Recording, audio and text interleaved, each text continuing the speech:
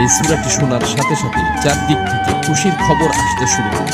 এই সূরাটি মূলত তারাই শুনবেন যারা খুবই অভাবে আছেন, কষ্টে আছেন, কোনোভাবে যাদের মনের আশা পূরণ হচ্ছে না, যারা গরিবী দূর করতে চায়, ঋণ পরিশোধ করতে চায়, এবং যারা চাকরি হারিয়ে দিশেহারা হয়ে পড়েছে, কোনোভাবেই কোনো মাধ্যম খুঁজে পাচ্ছেন না। আজকের এই গুরুত্বপূর্ণ সূরাটি শুধুমাত্র তাদের জন্য।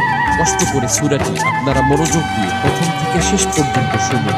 ইনশাআল্লাহ এই সূরাটি শোনার উসিলায় আপনাদের সকল অভাব অনটন গায়েব থেকে দূর হয়ে যায়, সকল ঋণ পরিশোধের ব্যবস্থা হয়ে যায়, মনের সকল অপূর্ণ আশা আকাঙ্ক্ষাগুলো পূরণ হয়ে যায়। আপনি যা চাইবেন সাথে সাথে তাই কবুল হবে ইনশাআল্লাহ।